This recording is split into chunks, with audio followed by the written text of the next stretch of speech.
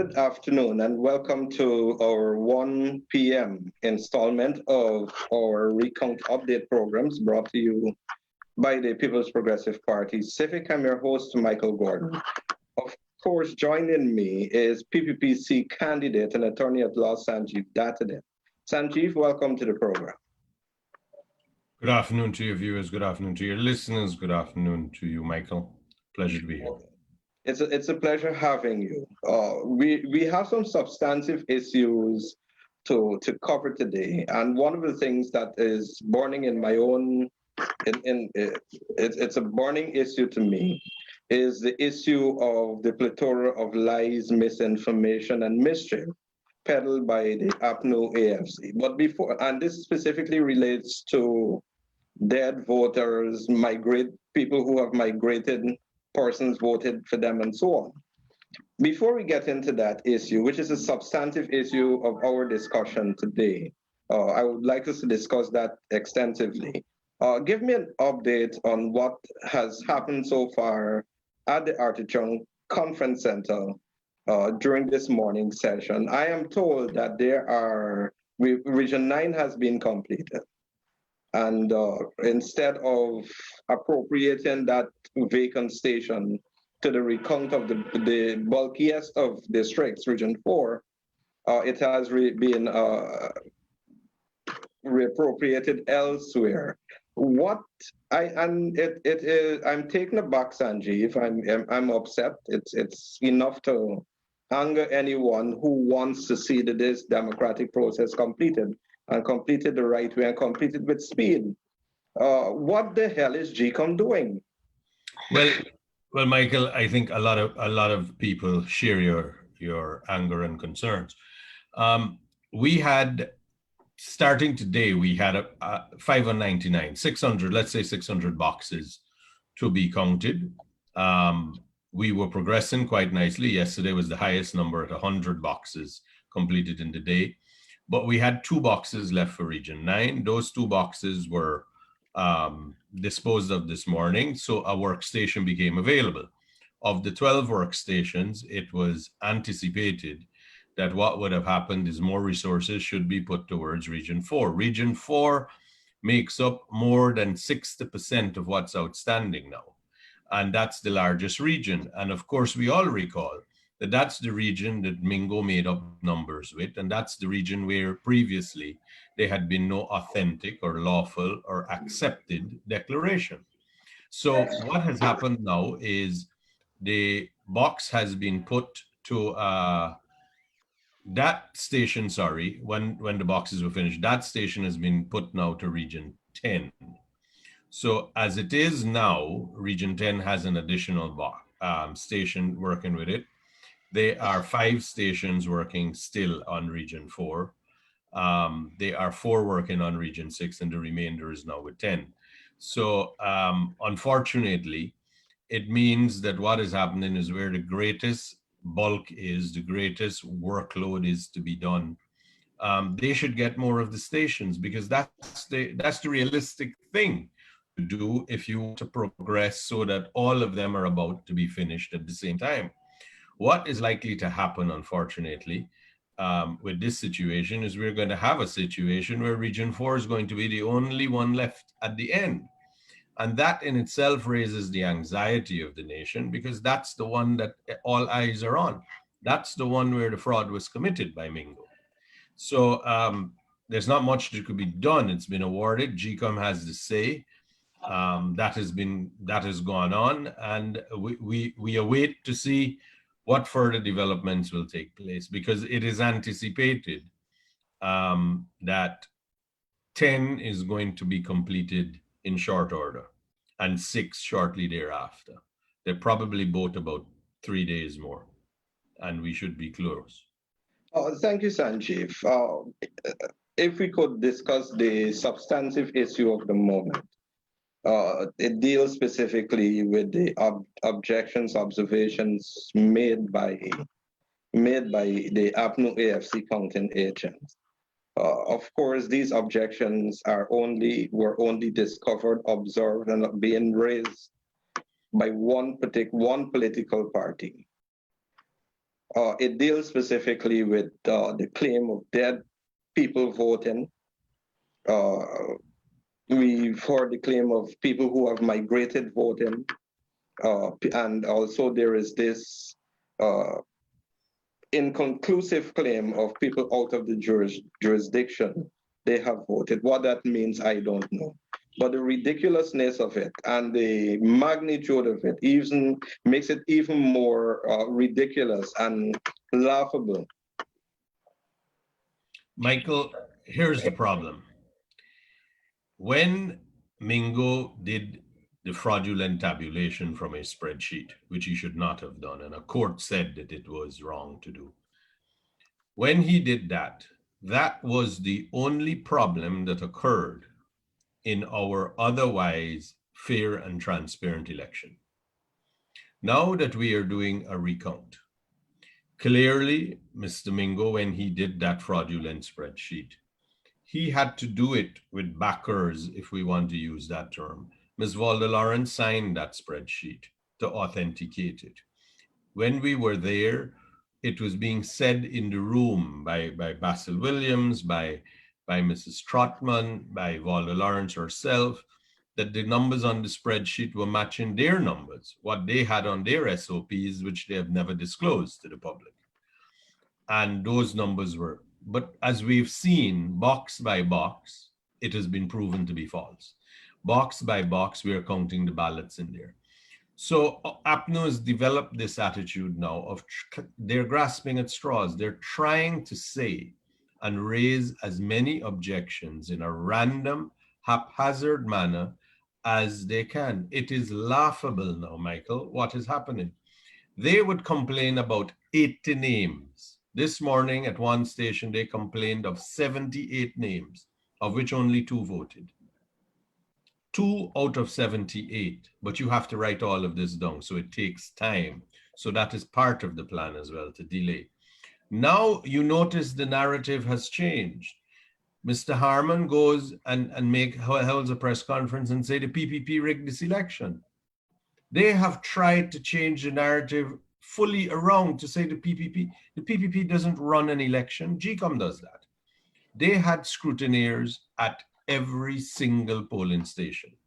Their scrutineers never reported this before. Their scrutineers, their supporters, in fact, called for the swearing in of Granger on the 5th of March, when the fraudulent declaration was made by Mingo. They have consistently declared they have won. And then we have the one that is really the one that takes the cake, is where Harman is saying that the elections were fraudulent, but we won the elections. I am not sure what that exactly represents or means, that if the elections are fraudulent and they have won it. But clearly there is a push to create as much chaos as you can. But it would take mental gymnastics of Olympic proportions for you to understand what they're saying exactly happened, because the story changes every day. And of all the things, even when Norton said that they'd submitted 600 names for GCOM to investigate, and GCOM quite incorrectly went and wrote a letter to the chief immigration officer, who's the commissioner of police, about that, they have only submitted 200 names. As incorrect as that may have been, they're saying numbers. But you got to remember, Michael, they lost this election by more than 16,000 votes. Sanjeev, I want to raise a particular issue, and don't take my word for it. Don't take your word for it. Let's see how comical these claims have been. I'm going to share something with you and my viewers, and it has delved into the realm of ridiculousness. I'm going to share this. My name is Sheikh, right? This is my passport, and I'm alive, and I'm a businessman, I'm not dead. My name is Yevindra Dharamnan Chan, born on the 24th of August, 1996. I voted at the general and regional elections held on the 2nd of March, 2020.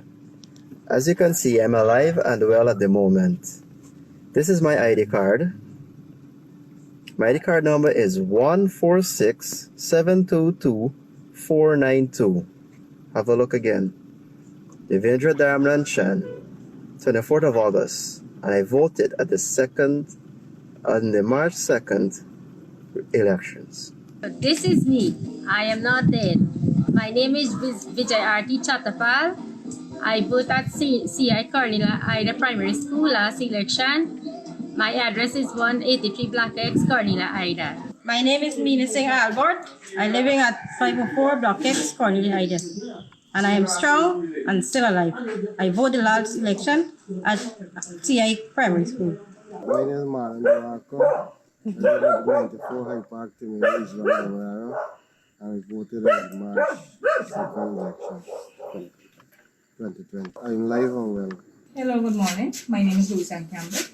I vote on the 2nd of March, 2020, and my direction is 164 Heidi Park, East Bankton Road. Rochen Duarco. I live in Kimeri. I vote 2nd of March 2020. I'm alive. My name is Steve Jones. I live High Park, Kimeri, flat 167. I vote March 2nd, election day, 2020. I'm still alive. All right, my name is Basil Hemendranath, living in GSC Old Road. I am alive and well.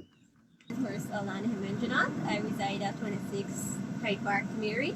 I voted on the 2nd of March 2020 and I'm alive and well. Sanjeev, these are all people who, during the recount process, I am going to say people from specifically PPP strongholds, APNU AFC, during the recount process, claim that these people are dead.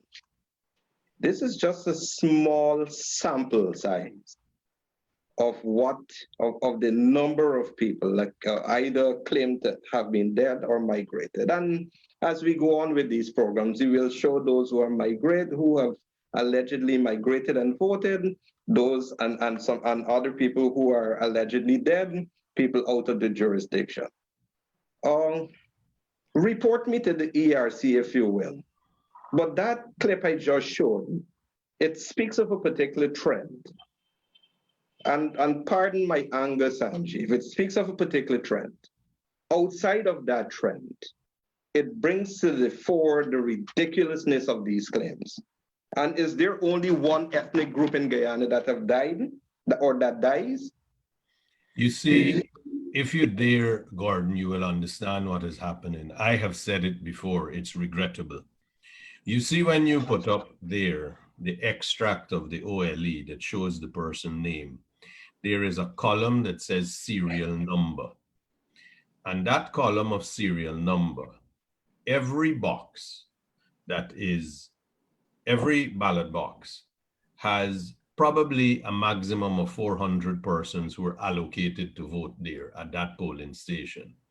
And what they do is they have with them, in that box, it starts from number one. So that extract of the OLE that is applicable to that box starts at 1. And it goes from 1 to how much ever numbers they are. So some boxes have 200, some have 3, some have 4, some have 5 alone. Some have 13 people, some have 12 people, depending on the polling station. What is happening is they are looking at the list and looking at the names and calling out serial numbers of the persons who they're alleging is dead or has migrated. They are basing that, Michael, on people's names. And as you correctly said, what they are doing is when they look at the names, they are making an assessment whether the name sounds as if it is an Indian name or a name likely to vote for the PPP. That's what they are doing with the objections. Because what they're doing with those numbers, they are looking at the names on the OLE that match that serial number that you saw in the extract that you have. And they're picking names that sounded as if they were PPP voters. And that is why it is no mistake that what the names that are coming up and the names that are being picked are majority of one ethnic group. The reason is they are taking their chances that these people would not have supported them, so they could make allegations. But this is a government. They were the government in the last election. They have turned on their people. They have turned on their own supporters. They've turned on their party scrutineers. They have turned on everyone who will prove that they are trying to rig the election. And they have turned on everyone who has caught them and say, well, you're the liar. But you know, you got to look at the reality. It's either they're the ones doing it, or it's everybody decided to come together and gang up on them. So it might just be they're the problem, as opposed to, as they're trying to sell to the nation, that everybody else is the problem. Well, everybody else is wrong and what you won right. That's right? basically what they're trying to say. And that's beggars belief. You know what's the other thing, if you notice and you look at what is going on social media? Their supporters are waning in what they're saying because it becomes so hard for you to believe these things. You look at the Chronicle newspapers. Chronicle newspapers is peddling such lies, the use of state funds to peddle innuendos and lies about what is going on. It is all designed to incite and deceive the people of Guyana. And if that continues, Michael, you're going to have people who are going to be incited into believing that something happened and their vote, they were robbed, and they will react. And we have to be aware of that. Their actions are very irresponsible. We're fastly running out of time, but one of the inherent dangers in all of this is the fact that attempts to falsely prove whether it is so or not has been getting to the point where professionals in state government and constitutional agencies are now who have not already yet been compromised, are now being compromised, whether voluntarily or by force. Well, Michael, I can tell you what will certainly happen. When you have asked a government agency, GCOM, has asked the police force, the head of the chief immigration officer in Guyana is the commissioner of police. They have asked the commissioner of police to give them records. GCOM has no such authority to do that. GCOM is not an investigative body. GCOM has no power to request people's private information. In fact, as the law stands now, the Revenue Authority can't ask for that information. You must go to a judge. You must ask the judge for the information under the Access to Information Act. We're a society of laws. The people whose information you're asking about have to be informed that it is being requested. Now, they can object if they choose, and a judge will decide whether the objection is good. GCOM might have a very good reason for requesting it, but clearly no procedures were followed. And public officials must understand this. People have a right to privacy. It is not that you don't want to investigate, and it is not that the PPP has anything to hide, but you must obey the laws too. What they are doing is they are taking a list which is they're being assisted with by persons in immigration and sending it back to the same immigration for verification. But you see, it takes, they don't realize, every time you get down to the minutiae, the detail, you realize just how foolish it is what they're doing. Michael, this is it. Immigration records in Guyana have their passport numbers. The OLE, the voters list, does not have your passport numbers. It has your name. It might have, the records that GCOM would be in access of would have ID numbers because they're the ones doing the registration. How do you relate a man's passport number to his ID number? I have done, and I am aware that some of the persons in the PPP have also done a rough assessment. Do you know that more people voted without any identification and took an oath to say, I am this person, look at the folio, that is my picture. And more persons voted that way than presented their passport. The passport was the least produced form of identification. And one of the reasons for that, Michael, is because it was never properly publicized to the nation that you could use your passport. It was done very late in the game. But every citizen in Guyana, everybody in Guyana know, you need your ID card for one reason, so that when election time come around, you could go and vote. Everybody knows about the ID card.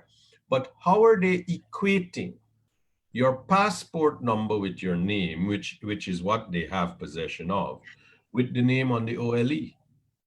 How are they equating? Presumably what they're going to say is they have matched, your name is identical and your address is identical. But you have to understand public records and proof. Public records and proof mean that you have to specifically identify the person. How is it GCOM took on investigative powers is beyond me. They have no such authority. But even if they do, we have nothing to hide. But the police, which did this entire investigation of 200 names in 4 days, which is a world record by Guyana Police Force standards, they must investigate properly. They must equate people's passport numbers with their IDs, and they must equate that with the person being on the OLE. That has not been done. There is no way in our system, Michael, for you to look at a man's passport and know what his ID number is. There is no way for you to do it. Sanjeev, I want to thank you for being a part of this program. Our time is in no way, shape, or form sufficient to ventilate this issue, this particular issue. And of course, there are many other issues, and I continue to refer to them as the peripheral issues, the sidebar issues around the mathematical purpose of the recount. It is pure maths, absolute maths, nothing else but maths. However, there is an invention of these peripheral issues, and our time doesn't permit us to ventilate it. We will continue to have updates. My colleague Todd is going to be on at 4 with his guest, and Edward Lane at 8 with his, as we continue. I believe Mr. Ramson is on later. Yes, Attorney at Law Charles Ramson will be on with Todd at 4. Yes. So we continue to ventilate, we continue to expose this basket of lies, the plethora of lies, as the recount continues and continues to show the false numbers generated by District 4 Returning Officer Claremont Mingo. And it continues also to vindicate the statements of poll, the statements of recount coming out of the recount, continues to vindicate the statements of poll given to the People's Progressive Party, published by the People's Progressive Party, and of course those statements of poll were given to the People's Progressive Party and all other political parties, including the APNU AFC. And GCOM is in possession of the original copies of those SOPs. The recount continues to vindicate those statements of poll published by the People's Progressive Party. Sanjeev, I want to thank you for being a part of this program. Thank you very much, Michael. My pleasure. You're welcome. Good afternoon, and may God be with you. I'd like to take this opportunity to welcome you, thank you again for being a part of this, for inviting us into your homes and wherever you are. Todd is on at 4 p.m. Thanks for watching.